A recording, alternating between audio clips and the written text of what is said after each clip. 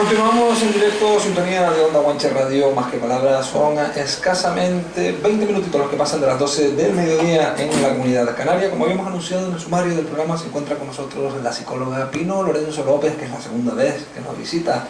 Dice que no hay dos, sin tres, en los estudios centrales de Onda Guanche Radio al sur, de la gran ciudad de Tel de Pino. ¿Qué tal? Saludos, buenas tardes. Hola, buenas tardes a todos. Y calurosas tardes. Sí, muy calurosas, la verdad. Pero bueno, aquí se hace agradable con estas vistas, como siempre decimos. Dice que hay veces que la lluvia es para más calor, y se está cumpliendo aquí en Canarias, en Gran Canaria por lo menos, ¿verdad? Porque ayer cayó una gotita de agua, esta mañana o de madrugada también, y fíjate tú cómo tenemos de nuevo el cielo. Esto parece más julio o agosto que finales de octubre y casi ya principios de noviembre. El veroño, como oí el otro día que estaba llegando, el veroño. Oye, pues me gusta, perfecto, sí. Pino, vamos a hablar de psicología, por supuesto, ¿verdad? Yo no sé, antes lo comentamos off the record, que es fuera de antena, si tiene algo que ver los cambios de tiempo, los tiempos variables que estamos teniendo, ¿no? Que en verano sea más invierno y en invierno más verano para el estado anímico de la gente, y si eso condiciona después las pautas de comportamiento del ser humano, ¿puede influir? Sí, influye los cambios de tiempo, como los cambios estacionales también. La entrada del otoño suele haber un aumento en el número de personas que se deprimen, hay muchas personas que se deprimen con la entrada del otoño, también con la entrada de la primavera, curiosamente en estas dos estaciones sobre todo. Y por supuesto seguramente también un clima, bueno, también está estudiado, ¿no? Como países donde las horas de luz es mucho menor, hay más índices de depresión y más personas con depresión y mayor índice de suicidios también, ¿no? Con respecto a los países más del sur que tienen más horas de luz, con lo cual posiblemente influye psicológicamente, ¿no? Psíquicamente. Bueno, pues son aspectos a tener en cuenta, y yo no sé si luego habrá una serie de pautas también para, bueno, cuando vengan esos cambios estacionales, esos cambios de tiempo un poco radicales, por decirlo de alguna manera, un poco bruscos, pues tener unas pequeñas pautas para acompasarlos mejor, ¿no? Para hacerlos más llevaderos y para que no nos influyan directamente en nuestro día a día, o después depende de cada persona también. Como te digo, la entrada de claro, lo que pasa es que este otoño no está viendo otoño. Decir, no está viendo otoño. El otoño suele ser una de las estaciones donde hay un número. Esto es, como decía, con un veroño, es decir, no aparece el otoño por ningún lado, con lo cual, pues, posiblemente también personas que en otras etapas, pues, la depresión, hay personas que tienen depresión estacional, que es cuando en determinadas estaciones del año, pues seguramente se retrase, ¿no? Con lo cual, pues, mejor. Sí, es verdad que el cambio de hora también reduce el número de horas al día, y eso también se nota, pero estamos teniendo un tiempo tan veraniego que casi nos recuerda más la llegada del verano que la llegada del invierno, que es lo que le ocurre al otoño, ¿no? El otoño da paso a lo que va a ser el invierno, mucho menos luz, más frío, más cerrados son cada uno en sus casas. Sin embargo, esto parece que lo que está dando paso es al verano, como una ilusión más para... Una falsa ilusión, pero bueno. Sí, porque luego por disponibilidad horaria no podemos estar tanto tiempo de asueto y divertimento. Claro, pero bueno, acompaña eso de la luz, tener la luz, eso sí. Y ver el mar todo el día, sí. Es algo que ayuda. Y el sudor que te queda como una pegatina, apenas te mueves un poco y dices, madre mía, ya estamos otra vez igual. Ya hace media hora que me duché y ya estoy igual. Sí. Pero tú te puedes quejar que hemos puesto el ventilador ese, que es lo más parecido que tenemos aquí al aire acondicionado. Aquí se está fantástico, la verdad. Bueno, Pino, pero tenemos que ponernos un pelín o muy serios, porque tenemos que hablar de temas importantes, temas graves, ¿verdad? Temas que tienen que ver con la infancia y con las personas que están supuestamente al cargo de grupos de menores para tutelarlos, para orientarlos deportivamente, para guiarlos en excursiones y demás. Y vamos a hablar, pues, de pederastia, una palabra que asusta, ¿verdad? Pederastia. Si tiramos mano del diccionario de la Real Academia Española de la Lengua, habla de la pederastia como abuso sexual cometido con niños. Y en Gran Canaria, lamentablemente, bueno, pues son sonados algunos casos, ¿verdad?, que han cogido incluso fama nacional e internacional. Pero el más reciente habla de un entrenador de fútbol sala de Tamaraceite que acaba de ingresar en prisión por tocamientos a 6 menores. José Ángel R. preparador infantil del Sala Timadafe, fue identificado por la policía en su coche con un futbolista de 13 años que declaró que lo sobaba. Luego se ampliaron las investigaciones y se ha descubierto que había más casos, ¿no? Que no era el único. Bueno, en primer lugar, ¿qué patología puede ser el factor predominante en la forma de ser de una persona de estas características? ¿Cómo lo podemos identificar? Yo diría primero definir lo que es el abuso sexual, si te parece, Venga. y luego hablaríamos un poco de lo que le pasa al pederasta. El abuso el sexual trastorno. sobre niños, ¿no? Abuso sexual infantil, Infantil, en este caso. la Sí. pederastia que se llama. Sí, el pederasta sería la persona que realiza estos abusos sexuales, pero el hecho en sí es el abuso sexual infantil, que bueno, es toda relación sexual entre una persona adulta y un niño, o también entre un niño mayor con respecto a un niño menor, en el que haya entre medios una diferencia de 5 años. ¿Cuál es la franja entre el niño menor y el niño mayor? ¿Los 13 años?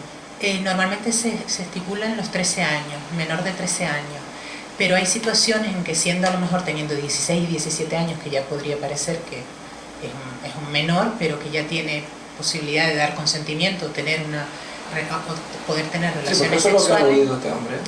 Sí, sin embargo, cuando hay una relación o la situación del abusador con respecto al abusado, hay una situación de autoridad, de poder, cuando es un entrenador, una persona influyente que ejerce cierta influencia sobre esa persona, se considera abuso sexual o puede ser considerado abuso sexual. Si son dos jóvenes, uno de 20 y otro de 17, por ejemplo, donde no hay entre ellos ese factor de poder o de autoridad, puede no ser considerado. Entonces ahí se marcaría, ¿no? Por un lado la sexualidad con un niño, con un menor, y por otro lado la situación a partir de los 13 años, esa situación de poder o de autoridad que aprovecha el pederasta para abusar de esos niños, aprovecha esa situación de poder. Entonces el pederasta sería aquella persona que está catalogado como un trastorno dentro de los trastornos, como un trastorno mental, está dentro de lo que hay. Con respecto a esto hay muchas opiniones diversas, pero dentro del manual el manual psicopatológico que se usa en psiquiatría y en psicología, sí, está dentro de lo que se llaman las parafilias, que serían las alteraciones sexuales. En este caso sería la pedofilia, que sería las relaciones sexuales con niños. Es decir, son personas que pueden ser exclusivamente con niños, es decir, puede ser que no tengan capacidad, no tengan relaciones sexuales con adultos, sino solo con niños. Solo a través de los niños son capaces de vivir su sexualidad, y hay otros que tienen relaciones sexuales con adultos y además también tienen con niños, ¿no? Se pueden dar los dos casos, ¿no? Pero es considerado como un trastorno.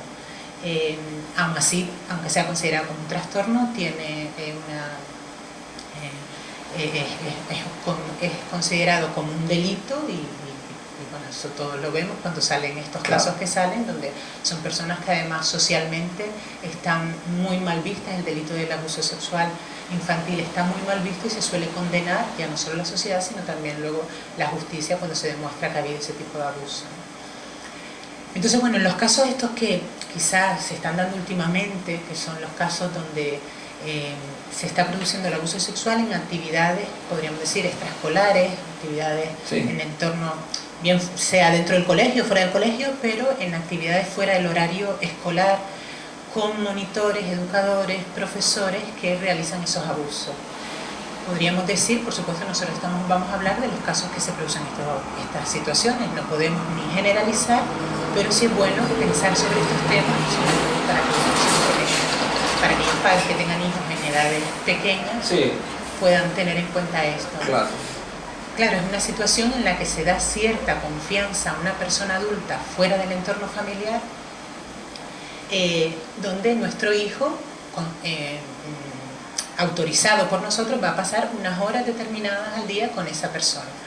Normalmente estas actividades, y aquí vienen las posibles recomendaciones que se pueden dar a los padres, estas actividades se realizan en grupo, es decir, estamos hablando, la mayoría de veces que salen estos casos son casos de actividades grupales, no de clases particulares o actividades individuales. ¿Qué ocurre? Que el abusador se aprovecha de esta confianza puesta en él por parte de esa institución que le contrata o por parte de esos padres que depositan la confianza en ellos para que entrenen a sus hijos.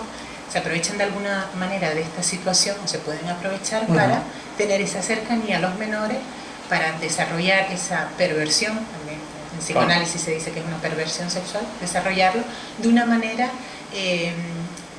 más, es decir, sin tener que jugarse el pellejo, acercándose como también se produce por la calle a un menor, claro, donde no está tan expuesto, ¿no? No está tan expuesto, exactamente. Entonces, normalmente la forma de funcionar de un pederasta, pues no suele ser una forma de funcionar violenta, es decir, no suele agredir de forma violenta, como tradicionalmente se suele pensar más la figura de un violador, por ejemplo, sino suele ganarse la confianza del niño. Es decir, es una persona que premeditadamente prepara todo para poder desarrollar su sexualidad, en este caso con los niños.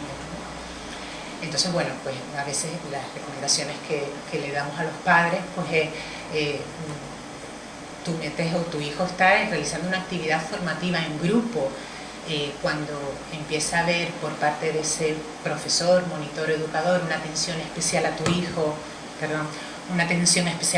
que no lo justifique, empiezan a haber ciertos regalos, favores especiales, que se queda una hora más con el profesor sin que tú lo hayas autorizado. Estamos hablando de niños pequeños, ¿no? 7, 8, 10 años. Son indicativos, incluso ¿no? Menores. Son indicativos para pensar, no para pensar que tiene que haber abuso sexual, son indicativos para pensar, voy a saber. Es importante que el padre o la madre conozca a esa persona que va a estar ese tiempo con nuestro hijo, más allá de que confíe en un currículum profesional que algo sabrá de fútbol o de boxeo. Es bueno que yo conozca también a esa persona. Entonces, un favor, una atención especial a mi hijo, me llega con un regalo sin un motivo justificado, es un indicativo para yo ir a hablar con ese profesor y saber por qué, por ejemplo, o por qué mi hijo me está diciendo que se tiene que quedar una hora más tal día. Bueno, pero que es que se va a quedar solo, no tiene, o sea, el pacto de formación, este tipo de actividades suelen ser grupales, sin un motivo que lo justifique, por supuesto, no nos podemos poner muy rígidos ni exigentes, pero sin un motivo que lo justifique, la formación debe ser grupal. Entonces, si nuestro hijo empieza a pasar horas solo con este adulto, pues tenemos, por supuesto, que informarnos, ¿sí? Ocuparnos de saber qué es lo que sucede, ¿no? Porque, como digo, cuando actúan, suelen actuar pues en estos periodos, suelen tratar de estar a solas con el niño, suelen tratar de hacerle, de atender sus necesidades, de agradarle, de ganarse su confianza, también de trabajar sobre él a nivel de incluso poder mantener el secreto, es decir, crear un vínculo incluso de lealtad para que el niño incluso no comunique fuera aquello que empiezan a hacer y que el niño puede incluso darse cuenta de que no es normal. Hablamos de personas con un vínculo o un perfil psicológico lo suficientemente fuerte como para que normalmente, no quiero tampoco que se malinterprete la expresión o que funda el alarmismo, el pánico, etcétera, etcétera, etcétera, pero normalmente no suele ser el menor el que denuncia este tipo de situaciones. Hablamos, por ejemplo, de este último caso, que lo pillan infraganti, casualmente, claro, una patrulla de la policía local. Y personas que, bueno, una persona que lleva muchísimos años en esta labor de entrenador de fútbol, quiero decir, claro, que son estos 6 casos ahora denunciados, pero tenemos como otro precedente reciente el caso Karate, ¿no? De Fernando Torre Baena, donde durante 20 años. Exactamente. Y tampoco es el menor, sino un hermano de un menor es el que da el primer paso. Claro. O sea, hablamos de personas que, además de esa perversión, ese perfil enfermo del que hemos hablado, tiene una capacidad dominante. O sea, pero perversión, quiero decir, no es un perfil enfermo para que no se malinterprete, ¿no? Es un trastorno, está considerado como un trastorno. ¿No son enfermos? Bueno, tienen un trastorno. Ya hablar de enfermo parece... lo que pasa es que a veces... asusta un poco eso. No es que asuste, sino que se puede llegar a justificar. Se puede llegar a justificar algo por esa enfermedad. Bueno, es un comportamiento normal, ¿no? No es un comportamiento normal. Ahí es donde se va. Se define mejor como trastorno. Trastorno. No es un comportamiento normal, por eso está catalogado como trastorno, como parafilia o como pedofilia, dentro de las parafilias como pedofilia, pero no deja de tener su responsabilidad penal en caso de que se produzca. ¿Y tiene soluciones? Hay tratamientos para los abusadores. ¿Qué ocurre? Que iba a ver el perfil, pero bueno, te digo esto porque es interesante. Abrimos una llave nada más. ¿Qué ocurre? Sí, ¿qué ocurre? Que la mayoría de las veces estas personas no suelen reconocer que tienen el problema, suelen situar o justificar en el menor, a veces lo justifican en el menor, que es el menor el que le dio indicios para tener relaciones, no ven que tener relaciones con un menor sea constitutivo de delito, no lo ven como algo malo. No lo ven como algo malo, incluso pueden no llegarlo a ver como trastorno, porque tenemos que decir una cosa, esto que le ocurre al pederasta, se le impone esa idea o le aparece el deseo de tener relaciones sexuales con niños, pero que él puede controlarlas. Es decir, él podría, o bien, si considera que no es normal, podría acudir a buscar ayuda para ver qué pasa con sus deseos sexuales. ¿Y el pederasta nace o se hace? Buena pregunta también, Florentino. Nacer, o sea, todos nacemos con un ADN y por supuesto hay una herencia no solo genética, sino también una herencia familiar importante que puede determinar algunas estructuras patológicas, pero que duda cabe que dentro de esa pequeña herencia luego las primeras experiencias infantiles en toda persona pueden marcar bastante el futuro de una persona y el desarrollo sexual. Y hemos de decir, por ejemplo, dentro del perfil del abusador sexual, podríamos decir, entre otras cosas, que en muchas ocasiones ha sido abusado en su infancia por un adulto, ¿no? Un factor determinante también. Suele ser común, no en todos los casos, pero suele ser común, ¿no? Normalmente suele ser una persona conocida por la víctima, el abusador, contrariamente a lo que se piensa, aunque también hay casos de abusadores como los que se ha visto en Madrid, en Ciudad Lineal, ¿no? Sí. Donde tenía todo un barrio patas arriba ante que este abusador volviera a atacar, ¿no? Lo normal es que suelen ser personas conocidas por la víctima, suelen ser también en su mayoría varones. Es muy raro el caso de una mujer que realice abusos sexuales infantiles. ¿Y por qué ocurre eso? Por la constitución quizás sexual, la constitución sexual del varón y la de la hembra. Quizás la constitución sexual de la hembra, el desarrollo de la sexualidad en la hembra es más complejo y suele desarrollarse más en una actitud más femenina, pasiva, en meternos mucho a definir todo esto, y el varón más en una actitud más activa, dominante y posesiva, con lo cual culturalmente sí está más unido el abuso sexual al sexo masculino. Sí, porque no solo hablamos de pedofilia, ¿no? Sino también en las violaciones comunes. También es más común que sean hombres, exactamente. Claro. Sin embargo, en violaciones pueden darse casos de mujeres, sin embargo en abuso sexual es muy difícil encontrar mujeres pedófilas. Luego también otra característica es que suelen tener dificultades para relacionarse con personas de su edad y buscar relaciones sexuales en personas de su edad. Son personas que se suelen sentir muy bien con niños, con menores de edad, suelen tener baja autoestima y por eso su vida social y a veces también en estos casos sexual la desarrollan con menores, ¿no? Como digo, pueden haber sido abusados también en su infancia. Pueden pertenecer a un nivel socioeconómico alto, medio, bajo. Aquí no hay diferencia, Florentino, es decir, no está asociado cualquier perfil social, ¿no? Cualquier perfil socioeconómico, exactamente.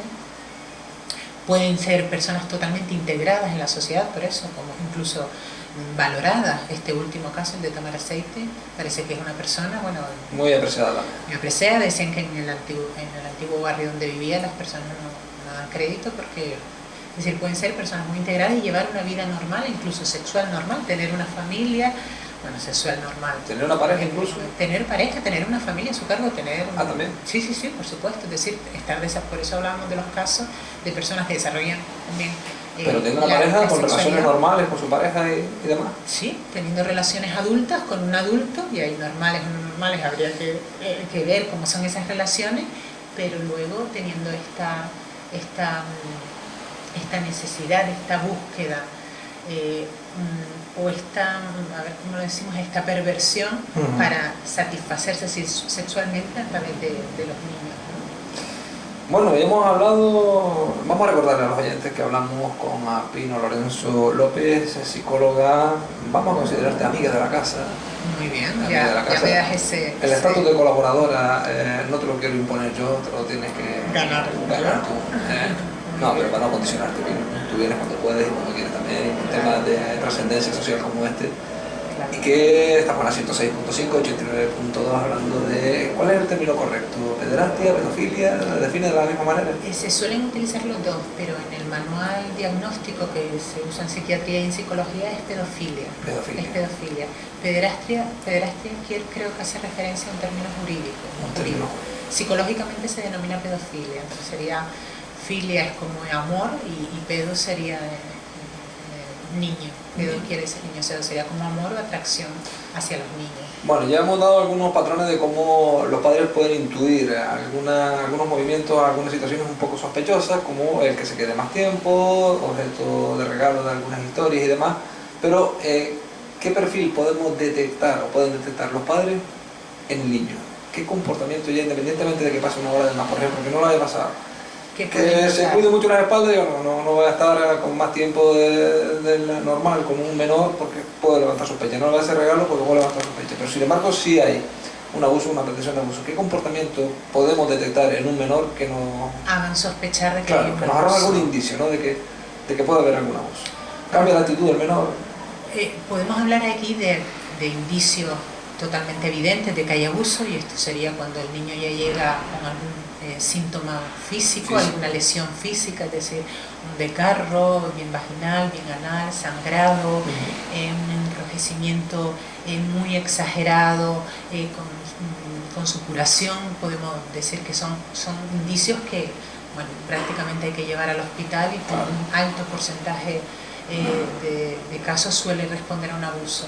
Luego habría otras situaciones, otros efectos que a lo mejor no son tan evidentes, pero nos pueden hacer pensar la posibilidad de abuso, que serían cuando vemos en nuestro hijo pues una exagerada, una hiperinterés sexual, es decir, los niños empiezan siendo a lo mejor pequeños, porque cuando son mayores quizá puede existir la posibilidad de que lo puedan comunicar, de alguna manera puedan comunicar algún dato que, si el padre está atento, pueda escuchar que algo raro está ocurriendo. Pero cuando son niños es muy difícil que un niño de 4 o 5 años pueda comunicar algo como eso. Entonces, algunas de las cosas que suelen manifestar pues es un interés sexual, un interés exagerado por la sexualidad no propio de su edad, bien porque empiezan con una conducta sexual masturbatoria pues muy exagerada, de repente además, bien porque empiezan a interesarse mucho por los genitales, bien de sus padres, bien de otros niños, quieran hacer el juego de los médicos o de los novios, pues de una manera que se aprecien incluso algunos movimientos o conductas de adulto que el niño no ha podido aprender solo, que el niño tenga un lenguaje que para su edad no corresponde, un lenguaje sexual no corresponde, que veamos hacer a nuestro hijo cosas que le pueden estar haciendo a él, porque tenemos que tener en cuenta una cosa, que el niño es imitador.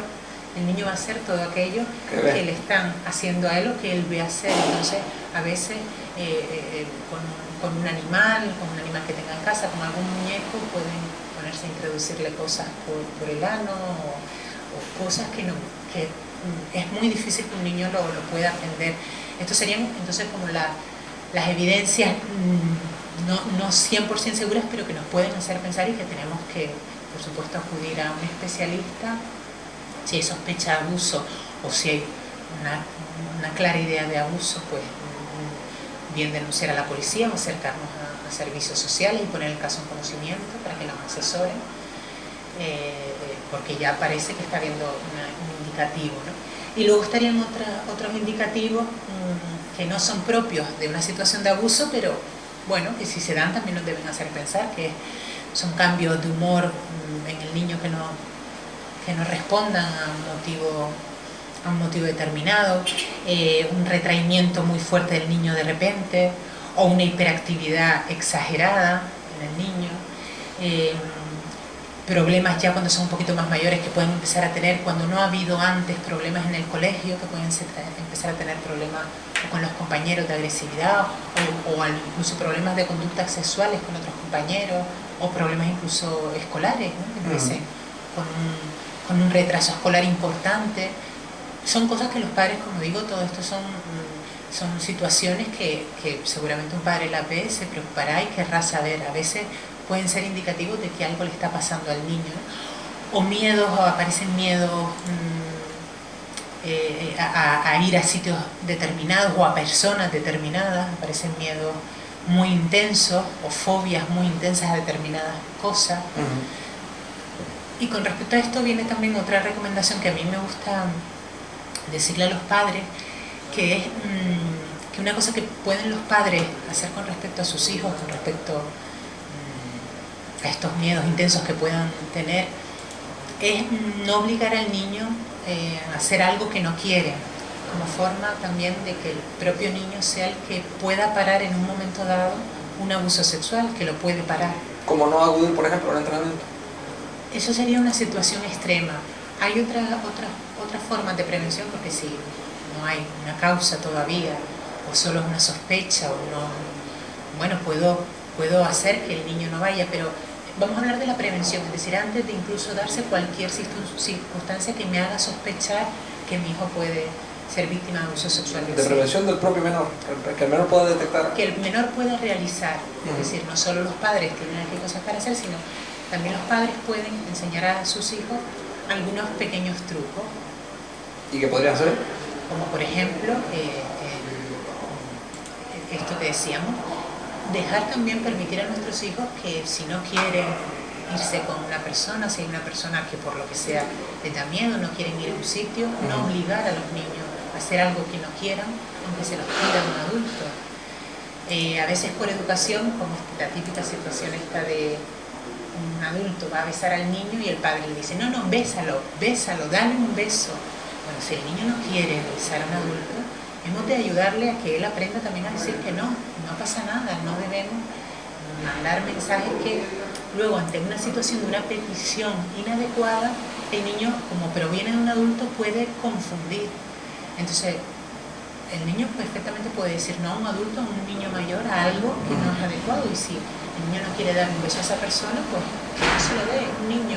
El otro lo tendrá que entender, y si no lo entiende es un problema para el otro. Es otro problema. Exactamente, ¿no? Bueno, antes hablábamos, Pino, de si hay recuperación en el agresor, pero ¿y en el agredido? Un niño que ha sufrido abusos, ¿tiene posibilidad de superar esos abusos psicológicamente, tener una vida normal y sexual, sobre todo? ¿O siempre va a haber una secuela? Aquí tenemos que decir que depende mucho del caso, depende mucho del niño, del tiempo de duración que se produjeron los abusos sexuales, de la etapa en la que estaba, si una primera etapa o una etapa más adulta, de quién era también el abusador, si era dentro del entorno familiar o fuera, o sea, depende mucho de muchas cosas. Sin embargo, en la clínica, es decir, en el tratamiento de personas con esta problemática, se ha visto que más en sí lo que ha producido, más que el efecto traumático del abuso, lo que ha producido secuelas es la relación de esa persona con lo que sufrió o con esos abusos. Es decir, no tanto el abuso en sí tiene necesariamente que desarrollar una serie de síntomas, porque si no todas las personas que sufrieran abuso desarrollarían los mismos patrones conductivos, de conducta o de sexualidad, y no es así, sino es la relación que cada persona va a tener. Esto es en todo, realmente, en cualquier proceso de desarrollo sexual o de cualquier otro tipo, es la relación que cada uno tiene con aquello que le pasó, o incluso con aquello a veces que le pasó, que fantaseó, a veces, aquí me voy un poco del tema, pero a veces algunos traumas que se creían en los adultos que podían haber ocurrido, luego fueron a lo mejor producto de la fantasía del niño, ¿no? No estoy hablando de estos casos, ¿no? Pero entonces es la particular relación de cada uno con eso. Eso es lo que se trata, esa relación.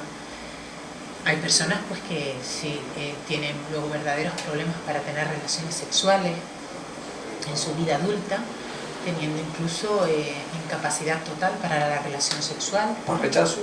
rechazo total, o bien incluso pueden llegar a desarrollar síntomas orgánicos como vaginismo, en el caso de mujeres, como unas dificultades enormes, o bien de eyaculación precoz, impotencia, una dificultad enorme para realizar el acto sexual, que pueden ser efectos, a veces podríamos decir a lo mejor directos de esta situación, ¿no?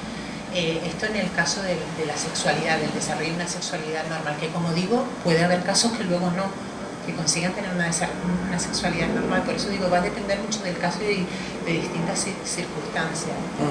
Pero luego también pues puede haber una influencia pues, muy grande en el desarrollo social de esa persona, en el desarrollo con el otro sexo o con el mismo sexo también, quiero decir, porque en muchos casos el abuso sexual se produce en casos de hombres hacia niños o hacia adolescentes, no en el sexo contrario. Entonces puede haber problemas incluso de identidad sexual en el niño joven sobre el que abusaron, tener la identidad sexual trastocada y tener problemas de orientación sexual, como digo, un rechazo a la sexualidad, problemas sociales. Hablando, ¿no? Sí, generalmente el problema de los abusos sexuales es un problema que está en la sociedad todavía muy escondido.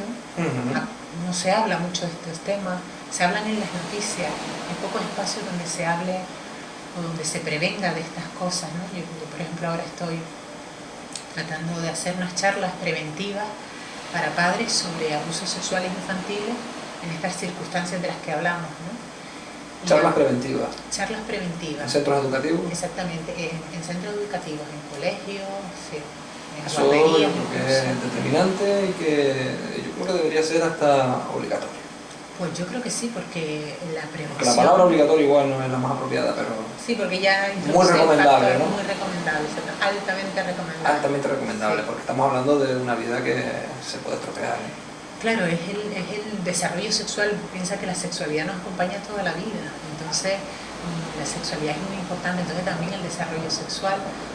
Y aquí otra recomendación de las que hablábamos antes, para los niños, para que los niños se puedan enfrentar a esta situación de abuso, que es enseñarles esto en esta charla que estoy, la estoy divulgando para, si alguien estuviera interesado, se puede poner en contacto conmigo, luego al final alguien de alguna asociación, algún colectivo de padres, o no solo de padres, sino interesados en este tema, me pueden decir.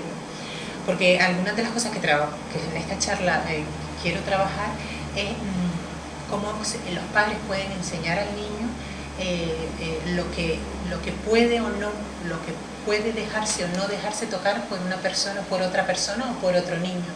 Es decir, normalmente se le puede enseñar al niño, incluso en niños muy chiquititos, nombrar sus partes y decirle que todo aquello que oculte un traje de baño, un bañador, no debe ser tocado por otra persona que no se ocupe de su higiene diaria, como es la madre o el padre, no hay más, ni él tampoco debe tocar, que esas son partes privadas que él, si alguien le pide o que haga o que tenga, que él puede decir que no. Entonces, eso con el niño, un niño a partir de que empieza a hablar, perfectamente se puede trabajar esto con el niño, ¿no? Eso es importante.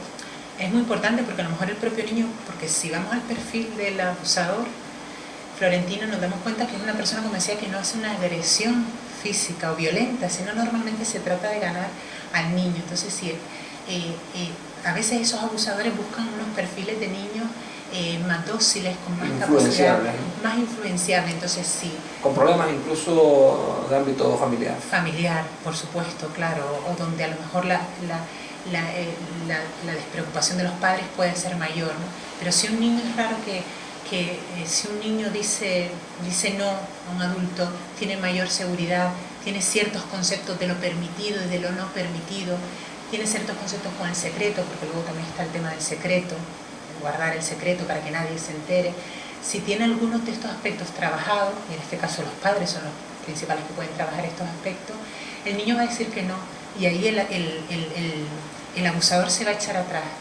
El abusador se va a echar atrás porque es una persona que tiene dificultades para el encuentro sexual, por eso que lo hace con el niño y con aquel niño que menos resistencias le ponga. Con lo cual, si nosotros, por eso decía, ayudar a nuestros niños que no sean sumisos, eso es muy importante, no creer que porque el niño diga que no, ya luego va a costar educarlo, ¿no?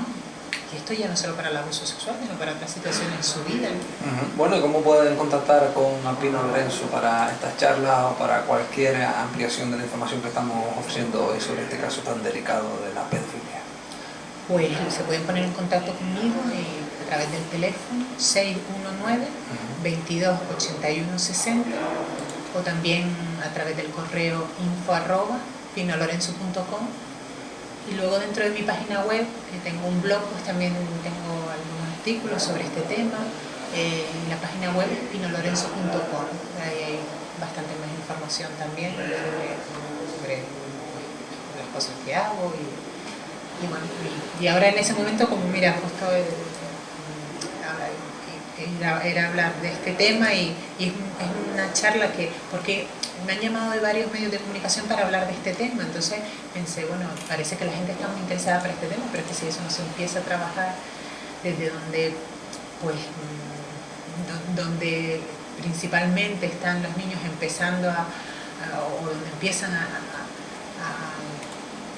contactar o donde tienen estas relaciones que se pueda prevenir sobre este tema, pues creo que es fundamental, ¿no? ¿Qué porcentaje? Aquellas asociaciones también deportivas y... Claro. ¿Qué porcentaje crees tú de casos que salen a la luz? Yo creo que muchísimos menos de los que hay. Actualmente salen muchos más casos de los que salían en épocas antiguas, ¿no?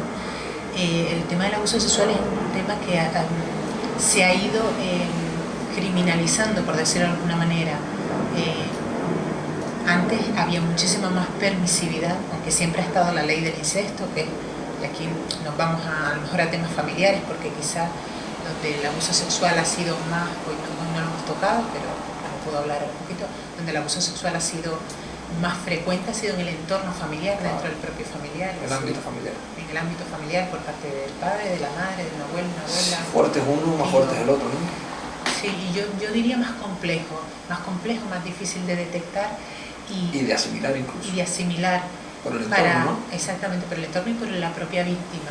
Y por eso que quizás se han ido poniendo cada vez más los mecanismos para que haya factores de detección de todos estos casos, pero antiguamente no había, se producían con total impunidad y sin ningún tipo a veces ni de remordimiento, porque el niño estaba, también es la imagen que ha ido cambiando el niño, ¿no? El niño estaba como uso del adulto y a veces ese uso se extendía.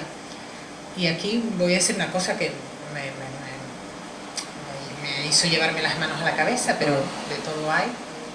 Bueno, investigando, como yo este tiempo investigando sobre este tema, hay un grupo de personas que a través de la red están tratando de defender el uso de la pedofilia como una orientación sexual, como desarrollo. No es posible eso. Como desarrollo sexual, como un desarrollo normal de la sexualidad, ¿no? Es decir, para que vean los restos que quedan del niño como uso, sí, ¿en internet? Es decir, yo lo detecté, lo vi a través de internet, ¿no? Y debe ser algo permitido porque está visible. Pero lo que quiero quedarme con esto, no para dar información, quiero quedarme como todavía hay restos donde hay un grupo de personas que reivindican que la práctica sexual con niños sea considerada o declarada normal, es decir, como orientación sexual. Es decir, aquí vemos cómo queda todavía mucho por hacer con respecto a este tema y cómo se sigue muchas veces pensando al niño como que está al servicio del adulto, ¿no? Cuando... Madre mía, eso debería ser perseguido, ¿no? Por supuesto, y deduzco que es perseguido, pero bueno, hay personas que están tratando de defender algo como eso, ¿no? Pino, estamos llegando a la conclusión de esta horita de radio con un tema yo creo que muy importante, escabroso también si se quiere, alarmante en otros casos. ¿Qué última recomendación nos daría?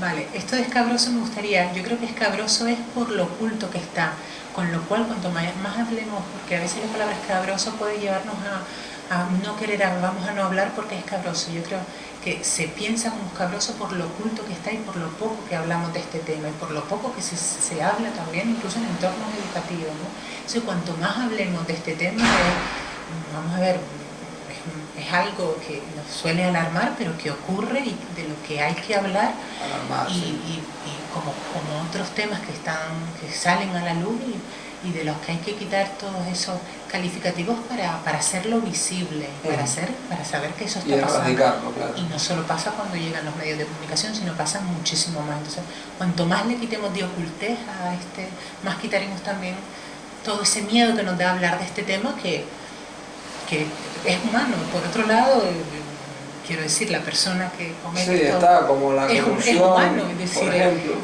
Son personas que son como tú y como yo, entonces nos cuesta creer que un humano, alguien semejante a nosotros, haga eso, pero es así. Entonces, cuanto más le quitemos todo eso, mejor nos dirigiremos al asunto muchísimo más directamente, que de lo que yo creo que se trata.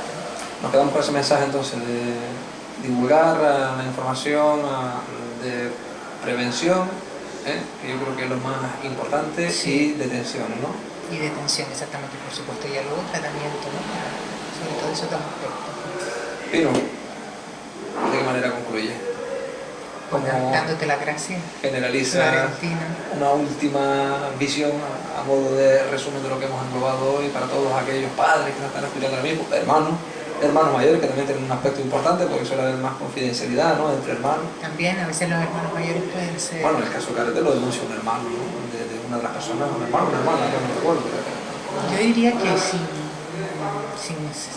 que esto llegue a formarse como una cosa rígida, una fobia, que nadie pueda acercarse a tocar a mi hijo, bueno, si estamos pendientes de nuestro hijo podemos llegar a ver algunos señales que nos pueden hacer descifrar cosas, ¿no? Entonces, bueno, ocuparnos también cuando nuestro hijo pasa un tiempo determinado con una persona adulta que nos es familiar y que es necesario que supervisemos. Nos quedamos con ese mensaje. Pino Lorenzo López, ha sido un placer compartir contigo este ratito de radio. Hasta la próxima ocasión. Igualmente. Chao, buenas tardes.